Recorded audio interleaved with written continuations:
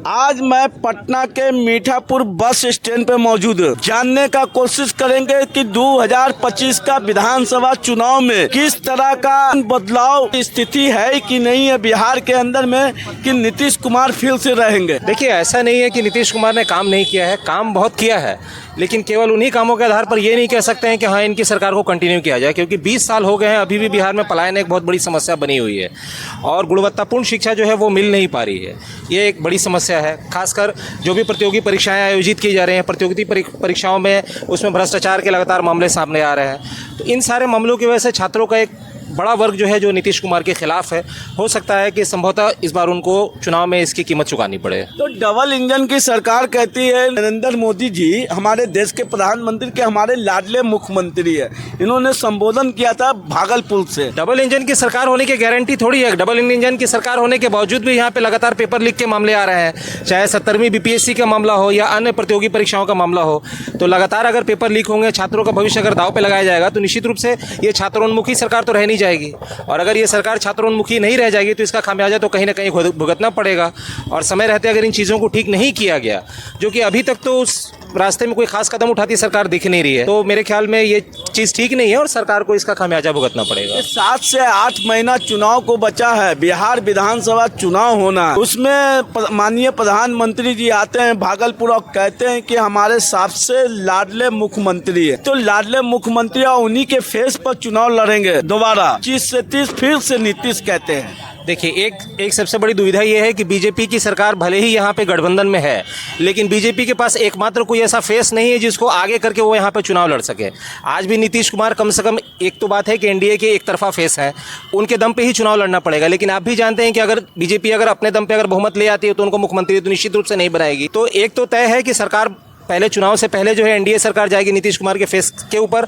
अगर उनका सीट अगर उतना आ जाता है कि हाँ वो अकेले बहुमत अगर ला सके बीजेपी वाले, तो निश्चित रूप से मैं क्या बच्चा जानता है कि वो अपना ही मुख्यमंत्री बनाएंगे। सम्राट चौधरी जब आरजेडी में तेजस्वी यादव के साथ जब गठबंधन था, सम्राट चौधरी खुद बोला था उन्होंने कि नीतीश जी के ये मतलब ये बीजेपी जो है अकेले स्वतंत्र पार्टी है और चुनाव किसी के मतलब दम पे लड़ने वाली नहीं है। इस बात को कैसे देखते? देखिए, उनके साथ है तो खरी नीतीश जी अगुवाई लड़ेगी। देखिए, मैं एक बात बिल्कुल स्पष्ट रूप से कह दूं, खास करके बिहार हो या अन्य राज्य हो, अगर एक आध दो राज्यों का अगर मामला छोड़ दिए, जिसमें उत्तर प्रदेश भी आता है, उन राज्यों के मामले अगर छोड़ दिए जाए तो लगभग सभी राज्यों में केंद्रीय नेतृत्व का जो आदेश होता है बीजेपी के लोग वही काम करते हैं। इवन दो आप छत्तीसगढ़ का मामला देख लें, राजस्थान का मामला देख लें, वहाँ हर जगह ऐसे नेताओं को आगे किया गया है जिनकी अपनी कोई प्रासंगिकता वहाँ की राजनीति में बहुत ज़्यादा नहीं थी, लेकिन चूंकि दिल्ली से नियुक्त किया गया इसलिए बैठाया गया।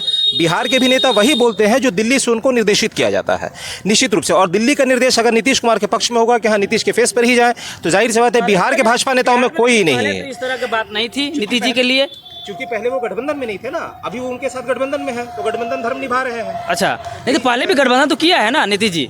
आज भी देखिए, आज तो नहीं है। मैं बता रहा हूँ, अभी आपको याद होगा कुछ समय पहले की बात है, अभी डिप्टी सीएम विजय कुमार सिन्हा जी ने ये कहा था कि बिहार भाजपा को ये पूरा अधिकार है कि वो अपना सीएम खुद ही तय करे। हालांकि दिल्ली से जब आदेश हुआ तो उन्होंने अपना ये स्टेटमेंट वापस भी ले लिया। ठीक है, प्रदेश अध्यक्ष उनके जायसवाल साहब ने बताया था ये बात।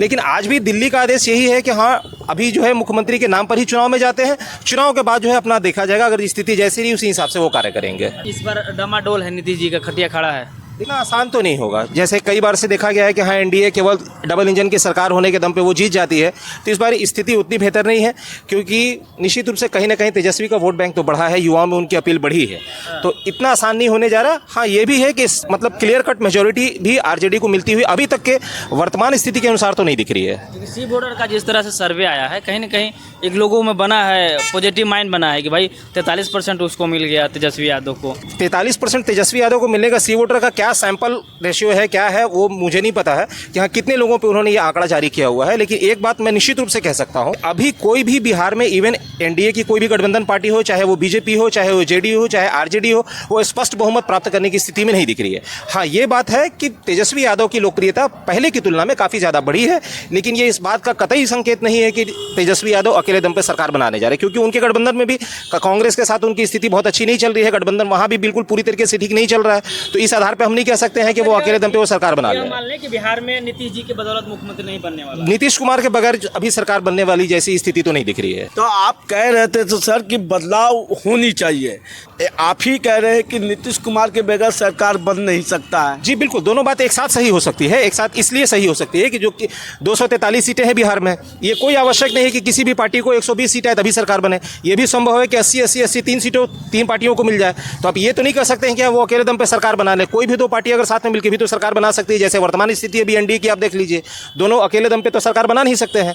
अगर नीतीश कुमार अगर हट जाए तो कल उनकी सरकार गिर जाए। तो आज भी उनकी कम हुई है। हाँ, ये बात है कि पिछले बार के तुलनात्मक रूप से जो नीतीश कुमार को पिछले बार जो सीटों का जो नुकसान हुआ था, वो नुकसान हो सकता है कि इस बार ज़्यादा बढ़कर हो जाए, और हो सकता है इसका फायदा बीजेपी या फिर आरजेडी को मिले। और भी कई क्षेत्रीय पार्टियां जो सामने उभर कर सामने आ रहे हैं, जैसे प्रशांत किशोर की पार्टी, उसका भी एक बड़ा इंपैक्ट हो सकता है। वो तो आगे चुनाव में देखा जा सकता है, क्योंकि युवाओं का एक बड़ा तबका जो है उनके साथ जाता हुआ तो दिख रहा है। एक और आजाद समाज पार्टी के चंद्रशेखर रावण। हाँ, चंद्रशेखर रावण भी बिहार में बहुत काफ़ी लगातार वो काम करते रह रहे हैं। उनके पार्टी के भी लोग काफ़ी काम कर रहे हैं, लेकिन अभी उनका उतना ज़्यादा रेलेवेंस बिहार में अभी तक तो नहीं देखने में आया है जिस प्रकार का प्रशांत किशोर का जो है उत्थान देखने को मिला है। खासकर छात्र आंदोलन के दौरान काफ़ी ज़्यादा लोग उनसे जुड़े हैं, तो उनकी बहुत सारी पॉजिटिव चीज़ें अभी दिख रही है। ये पहले दिन की घटना थी जब छात्रों ने के एक वर्ग ने बताया कि वो कंबल लेके चले गए थे, या फिर और सारी कई घटनाएं हुई थी। उसके बाद जब उन्होंने अनशन वहाँ जारी किया, अनशन पे खुद बैठे। ये बहुत आसान है कि हाँ, छात्रों को आगे करके राजनीति कर देना। मैं किसी भी पार्टी की तरफ से नहीं बोल रहा हूँ, लेकिन मेरी जहाँ तक समझ है, एक छात्र के रूप में देख रहा हूँ कि कोई भी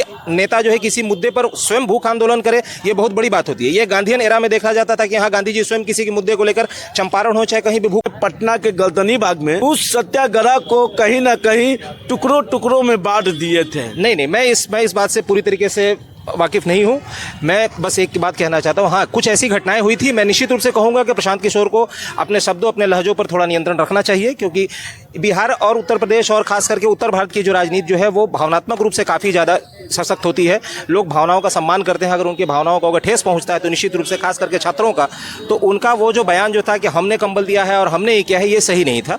मैं आज भी उस चीज़ को सही नहीं मानता। लेकिन उसके बाद प्रशांत किशोर ने जिस तरीके से साथ दिया छात्रों का, उनके मुद्दों को राष्ट्रीय अंतर्राष्ट्रीय स्तर पर पहुँचाया, एक नई पहचान मिली, और अभी भी उनके जो लीगल एडवाइजर्स जो हैं वो कोर्ट में लड़ रहे हैं उसके लिए, ये अपने आप में एक बड़ी बात है और ये एक सकारात्मक पक्ष है।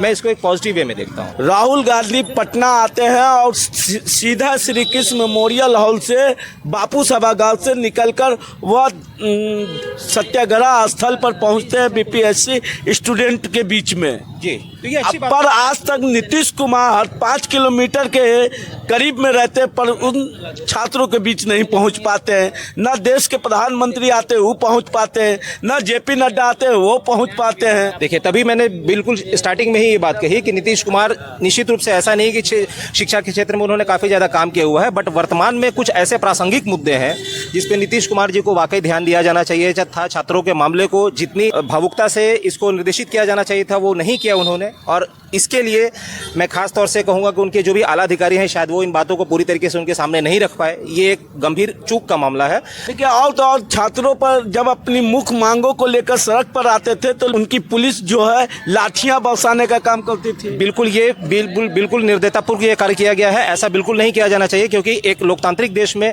आंदोलन करने का अधिकार हर एक जनता को होता है। जिसको भी लगता है कि हाँ, उनके लोकतांत्रिक मूल्यों का हनन हो रहा है, उनको अधिकार है कि अपनी मांग रखने का। पहले छात्रों ने पत्र के माध्यम से संवाद करने का प्रयास किया। बीपीएससी और आयोग, इवन सरकार ने भी कोई उस पर संज्ञान नहीं लिया। सरकार ने संतोषपूर्वक उस पर कोई कार्रवाई नहीं की। तब छात्रों ने वहाँ पर आंदोलन करने का कार्य किया। लेकिन उस आंदोलन का जवाब ये लाठीचार्ज और वाटर कैनन नहीं हो सकता है, क्योंकि किसी भी लोकतांत्रिक देश में, किसी भी देश में इस तरह की घटनाएं वो अच्छी नहीं है। क्योंकि आप आज अगर इनको दबाएं, कल विपक्ष में जो विपक्ष में सब पार्टियां बैठी है, कल वो चले जाएं, कल यही चीज़ को दोहराएंगे। तो ये परंपरा जो परंपरा जो शुरू की जा रही है छात्रों के विरुद्ध, ये अच्छा नहीं है। क्योंकि बिहार ऐसा राज्य रहा है जहाँ से छात्र आंदोलन राष्ट्र को पूरे समर्पित हुए। भाई, बिहार आंदोलन, जेपी आंदोलन यही बिहार से ही शुरू हुआ था, और आप छात्रों को ऐसे डरा रहे हो, ऐसे धमका रहे हो, ये चीज़ें सही नहीं है। बिहार में परिवर्तन होना चाहिए 2025 के विधानसभा चुनाव में। परिवर्तन संसार के नियम है। तो किसको देखना चाहते हैं? देखिए, बिहार में कई चेहरे हैं मुख्यमंत्री का। एक नीतीश कुमार, दूसरा तेजस्वी प्रसाद यादव, तीसरा चिराग पासवान, चौथा जन स्वराज के प्रशांत किशोर। ये